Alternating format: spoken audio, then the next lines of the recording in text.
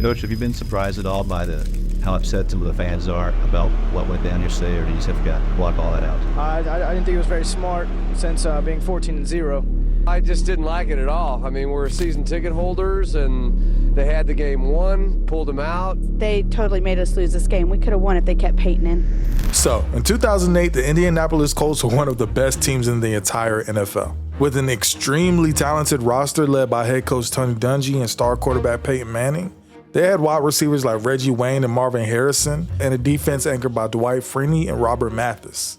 The Colts would end the season on a 9-game winning streak, finishing 12-4.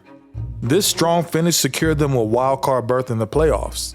Manning's performance earned him his third NFL MVP award, as he threw for 4,002 yards with 27 touchdowns. Yeah, I really feel like it's a team award.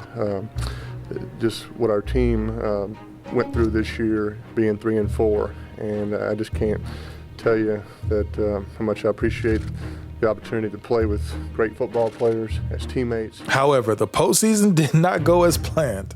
The Colts faced the then San Diego Chargers in the wild card round and were defeated 23-17 in overtime. Oh yeah, MVP, we got it. Here's Sproles. Sproles inside the 10, inside the 5, and the Chargers win the game. The loss was a bitter pill to swallow for a team with championship aspirations. Following that heartbreaking loss, Tony Dungy would go on to announce his retirement from the NFL. My wife and I had talked, and we just felt that this was the right time. You don't always get to go out on top. It's hard to go out on top because it's so much fun winning. When you're winning, you don't want to stop. Dungy, who had been with the Colts since 2002, was a respected figure in the league, known for his calm demeanor, strong principles, and effective coaching. He referenced the desire to spend more time with his family and pursue other interests, including his work with various charitable organizations. I think I've got a chance to do some other things down the road. I think I've got a responsibility to be home a little bit more. His retirement marked the end of a significant chapter in Colts history. So, with Dungy's departure, the Colts will go on to promote Jim Caldwell to the head coach position. Caldwell, who had been with the team since 2002 as well, serving as the quarterback's coach and assistant head coach, he was seen as a logical successor, ensuing continuity in the team's approach and philosophy. We obviously don't want them driving the golf carts, okay? Liability issues. And for a rookie head coach, Caldwell inherited a nice starter package with a talented roster and a team culture of excellence. The transition was expected to be smooth given his familiarity with the players and the system. However, there was a lot of pressure to maintain the high standards set by Dungy and to capitalize on the prime years of Peyton Manning's career. Now, under Caldwell's leadership, the Colts began the 2009 season with a sense of purpose and determination. The Colts' season opener saw them narrowly defeat the Jacksonville Jaguars 14-12, setting a tone for the rest of the season. He's got his receiver, and it's a touchdown!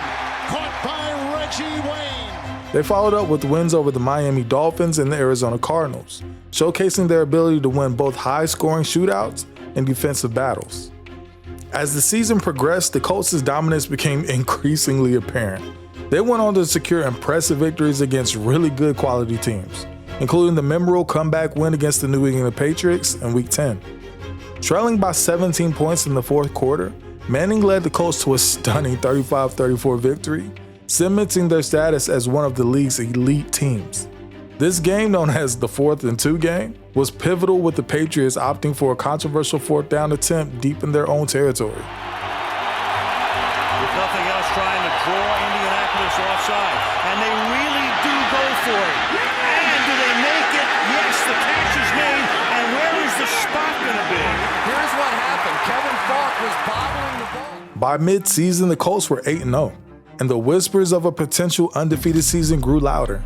However, this wouldn't be the first time the Colts have heard these whispers. In 2006, they would go 9-0 before losing to the Dallas Cowboys, and the following year they would go 7-0 before receiving their first loss to the Patriots.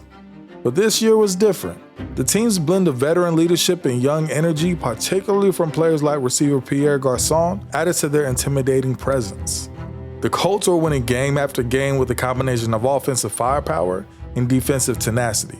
Manning, now a 4-time MVP, continued to play at an elite level, dissecting defenses with his precision passing and masterful command of the offense. 14-0, you ought to give yourself a hand clap for that, man. With Colts standing at a perfect 14-0 by Week 15, Having already secured the AFC South Division title and home field advantage throughout the playoffs, those whispers of resting starters versus pursuing a perfect season became very loud, prominent voices. The prospect of finishing the regular season undefeated was tempting, with only the 2007 New England Patriots having achieved that success in the modern era.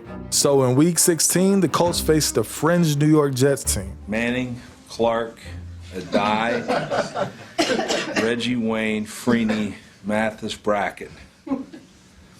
All those guys will not play. Oh, hold up. That was my wish list for Santa Claus. Hold up. And with Caldwell playing his starters, it seemed as if they were going for the perfect season. That is, until the third quarter. For the first time all season, someone other than Peyton Manning will take the snap at quarterback for the Indianapolis Colts. The Colts' second string players, led by backup quarterback Curtis Painter, struggled, to put it lightly, and the team ultimately lost 29-15, ending their unbeaten season. Play fake. Lost the football. It's loose. Inside the 5-yard line. The Jets cover for the touchdown. Caldwell's decision was met with immediate backlash from fans, players, and analysts. He's just going to ruin it for the Colts. They do the same thing all the time, even when Dungy was here. It was the worst thing I've ever seen in my life. And I think the Colts fans and the season ticket holders ought to have something to say about it. Critics argued that the Colts had squandered a chance to make history by completing a perfect season. Supporters of the decision, including Caldwell himself, defended it by emphasizing the importance of player health and long-term success in the playoffs over a regular season milestone. We're all disappointed. I mean, I see it. I understand the fans and how they feel.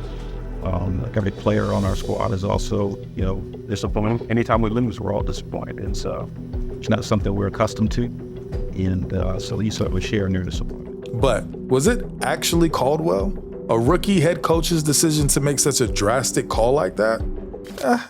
We'll get into that later. In the final game of the season, the Colts faced the Buffalo Bills, and having already given up the hopes of a perfect season, they would once again rest many of their key players. The Colts will go on to lose 30-7, finishing the regular season with a 14-2 record. Despite their overall success, the decision to rest starters left a sour taste for a lot of people, overshadowing an otherwise amazing season. Also, not exactly the momentum or lack thereof you want heading into the postseason. Just saying. Entering the playoffs, the Colts were determined to prove that resting their starters had been the right call. They began their postseason run with a commanding performance against the Baltimore Ravens in the divisional round, winning 20-3. Manning throws. Touchdown. Reggie Wayne. The defense stifled Baltimore's offense, and Manning efficiently managed the game. Next up were those New York Jets in the AFC Championship game, the same old Jets that had ended their perfect season. So, you can only imagine the added motivation for this game. I like it. That's good. However, the Colts did fall behind early, but eventually managed to come back to win 30-17. Surveys, he has to solve the riddle. He's going to look down to the end zone, and he's got Dallas Clark wide open for a touchdown. Manning threw for 377 yards and 3 touchdowns, leading the Colts to their second Super Bowl appearance in 4 years. Super Bowl 44 saw the Colts face the New Orleans Saints. The game, held in Miami, was highly anticipated, featuring 2 high-powered offenses and 2 respected quarterbacks in Peyton Manning and Drew Brees. The Colts started strong, taking an early lead. However, the Saints, led by head coach Sean Payton, made several bold decisions that turned the tide. One of the game's most pivotal moments was that onside kick to start the second half. Onside kick to start the second half, and the ball bounces off the hands of a Colt, and it looks like the Saints had it for a second. And it's Saints football. They recover the onside kick. What a fearless start to the second half. This unexpected move shifted momentum in New Orleans' favor.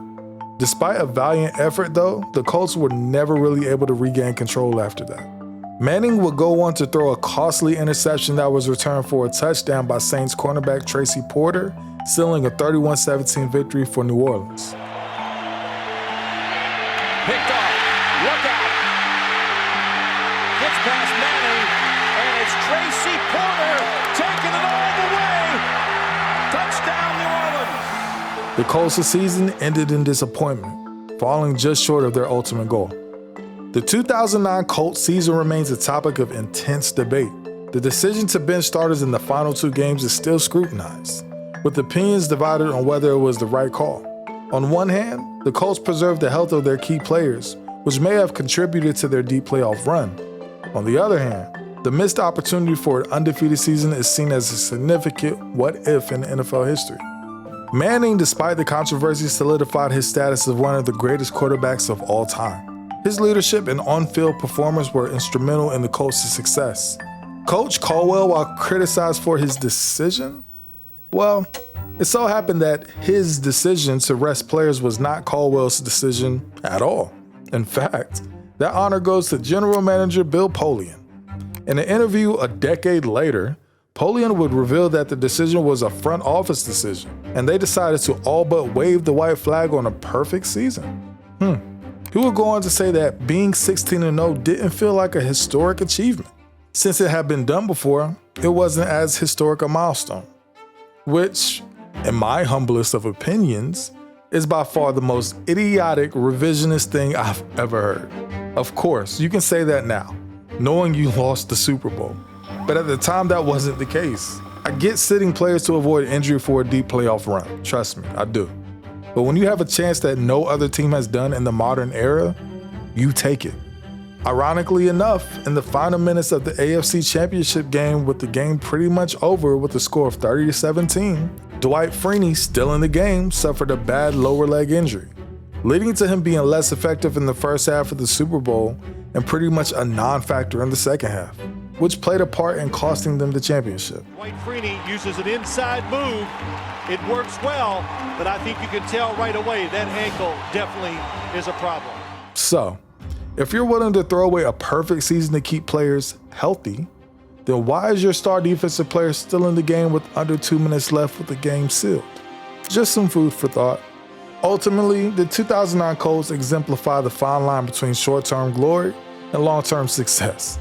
Their season serves as a reminder of the unpredictable nature of sports, where strategic decisions can have far-reaching consequences.